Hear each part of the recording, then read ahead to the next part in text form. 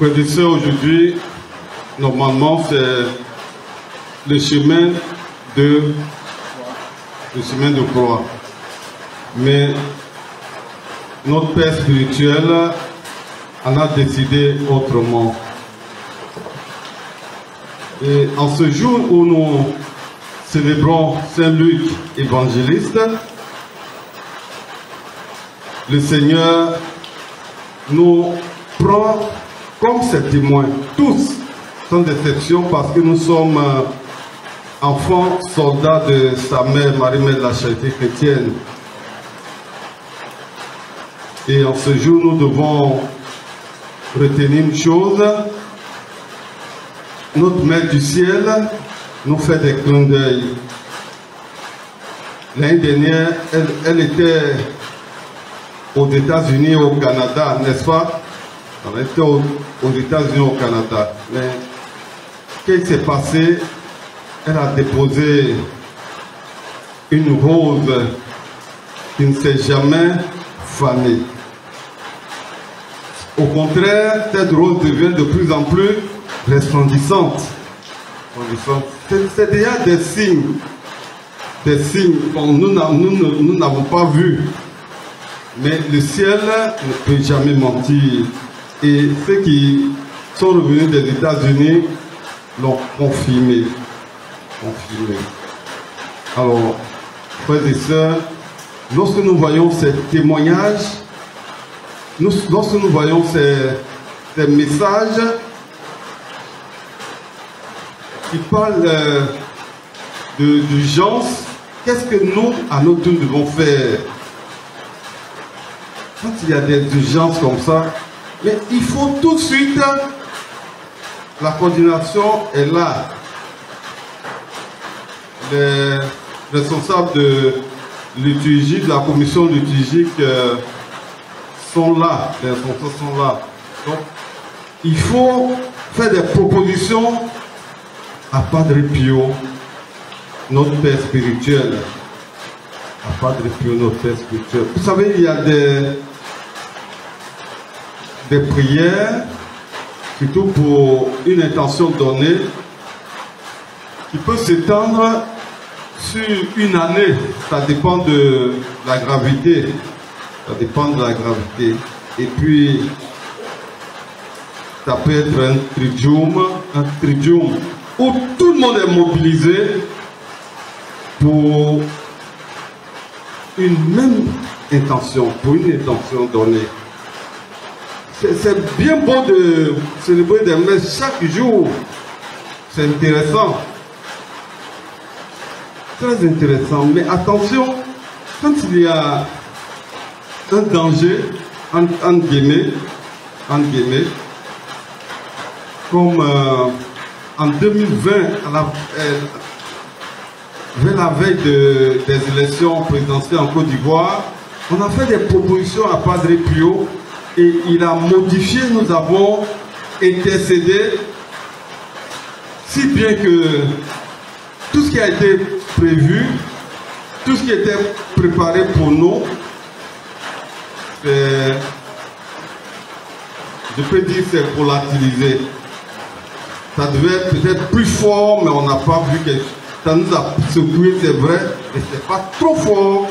C'est pas trop fort. Alors, notre Mère du ciel voudrait que nous, enfants soldats ici, remplaçons les enfants américains, pour que notre intercession soit plus forte. Notre intercession soit plus forte. Et si nous prions, c'est nous qui bénéficions des grâces. Nous bénéficions, c'est vrai. Ça va profiter à tout le monde, au monde entier, pas seulement aux Ivoiriens, aux Africains, mais ça va profiter à tous, sans exception. Ça va profiter à tout le monde. Et nous qui avons intercédé, nous recevons bien sûr le centuple, au centuple. On reçoit au centuple. Alors moi je souhaiterais que vous vous mettez à l'œuvre pour voir ce qu'il y a lieu de faire. Parce que ici, le père spirituel, c'est Camille Drin, le père Camille Drin. Alors, le pain chaud, dès l'instant que Padre Pio l'a désigné comme le père spirituel, vous devez vous référer au père Camille Drin, à Monseigneur Camille Drin. Peut-être qu'il va amender ce que vous ferez, et puis en déposant au père Padre Pio, ça sera plus important, très intéressant. On peut peut-être s'adresser au père Nestor, au père Adjumani et autres, si le père Camille Drin n'est pas disponible, Monseigneur Camille Drin n'est pas disponible. Donc, mes frères, mes sœurs, j'ai parcouru un peu ce qui est les différents messages. D'abord de notre mère Marie-Mère de la Charité chrétienne, de Jésus-Christ lui-même, de Saint-Michel Archange, qui nous a dit de prendre au sérieux ce message. J'aimerais que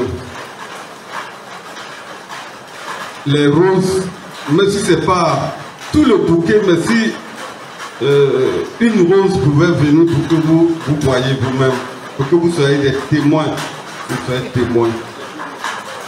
Alors, mes frères, mes sœurs, le ciel nous parle.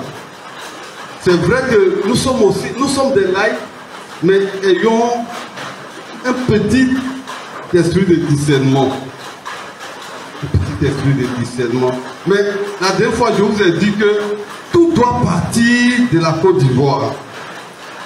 Comme la parole de Dieu est partie de Jérusalem. Je reprends encore. Tout doit partir de la Côte d'Ivoire. Et par exemple, à Medjugorje, vous allez voir que c'est nos confrères qui sont là. Et au fur et à mesure, ils diffusent des messages. Ici, j'aimerais voir un prêtre incrédule venir faire une expérience avec Marie-Mère de la Charité chrétienne. Je ne sais pas si vous avez appris ce qui s'est passé à Medjugorje. Le père, on lui dit, la Vierge apparaît. Et le rendez-vous était connu, la date du rendez-vous était connue. Notre confrère, il cache une hostie consacrée dans sa poche. Et puis, au moment venu, voici la Vierge, face à face. Tout le monde s'est mis à genoux, mais lui ne pouvait pas se mettre à genoux. On a tout fait, il n'a pas pu se mettre à genoux. Pourquoi, à votre avis? Pourquoi? Comment?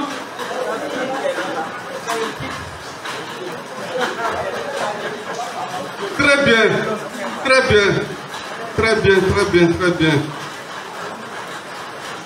Parce que Jésus ne peut pas se prosterner devant sa mère.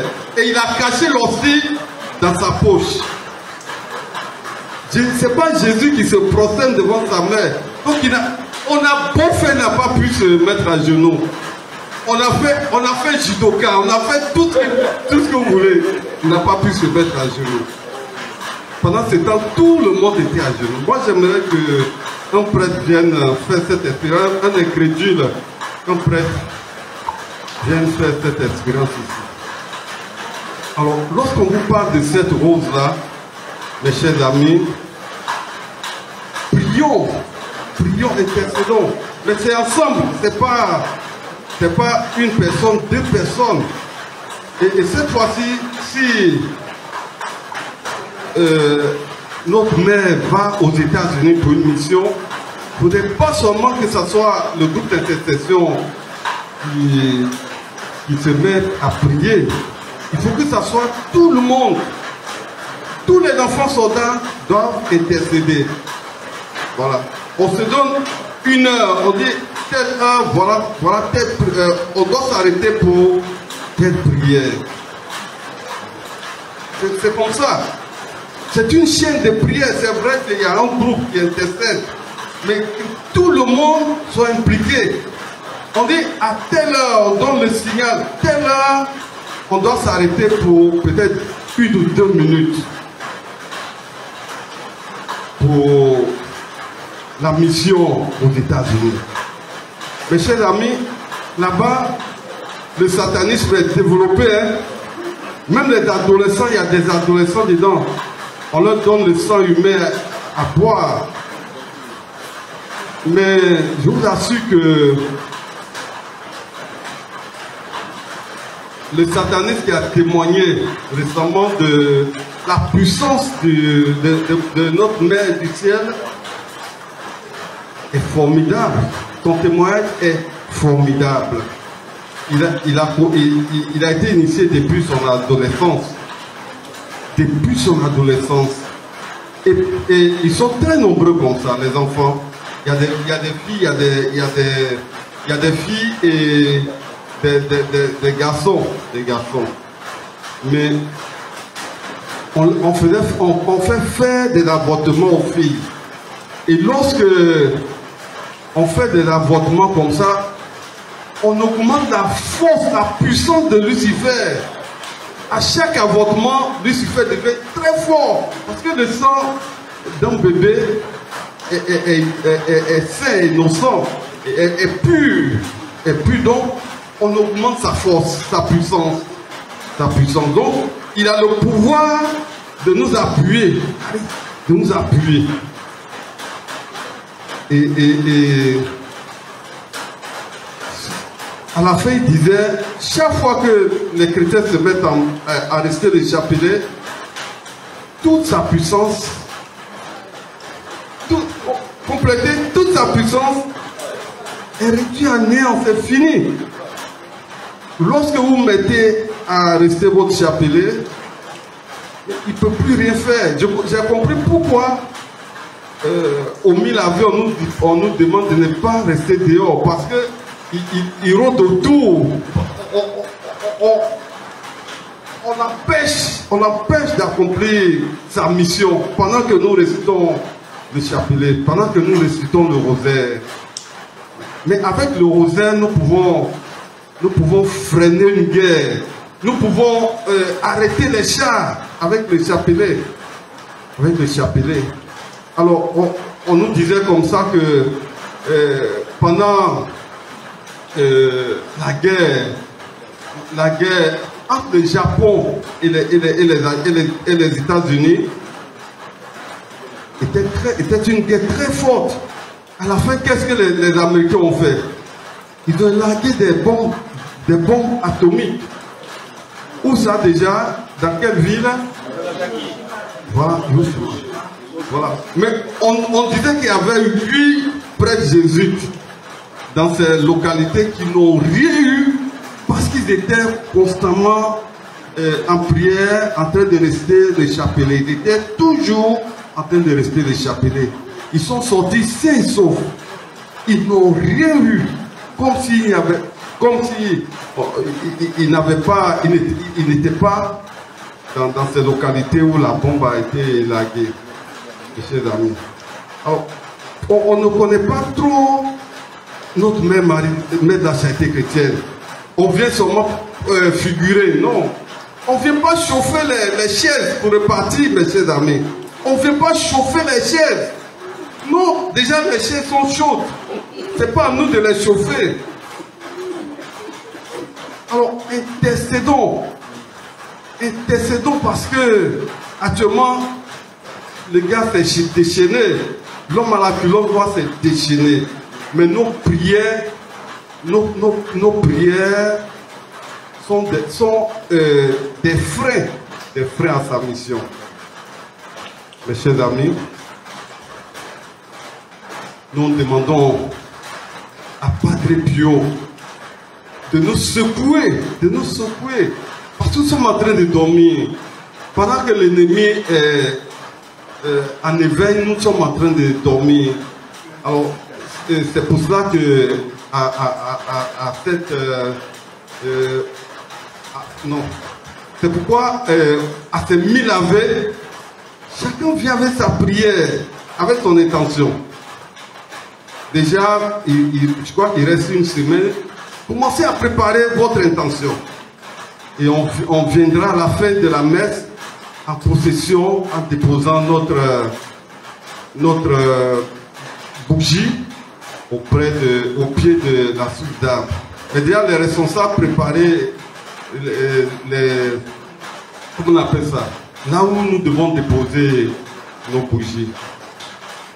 Et on va prier aussi, on va demander à Padre Pio que nos bougies ne s'éteignent jamais. Que ces bougies ne s'éteignent jamais. Voilà. Comme la rose aux États-Unis qui ne se fane pas, mais qui devient de plus en plus resplendissante. Mes chers amis, il y a beaucoup de choses à faire. Pour le mois de novembre, en tout cas, préparez-vous, la coordination, le groupe liturgique, les responsables, préparez-vous. Et moi, je vous ai dit qu'il y a toujours une liturgie adaptée à l'intention que nous portons. Toujours. Si vous faites venir des milliers de prêtres, bon, ça sera une messe ordinaire qu'on célèbre. Alors qu'il y a une liturgie adaptée à une intention, à chaque intention. Ouais. Quand on veut cheminer avec l'Église, quand on porte une intention, c'est un seul prêtre qui conduit. Sauf s'il n'a pas le temps, il désigne un prêtre, un confrère, et puis il lui donne ce qu'il faut, il lui donne tout ce qu'il faut. C'est comme ça, c'est pas... à ce moment, ce n'est plus les responsables de la liturgie, mais c'est en accord avec la coordination.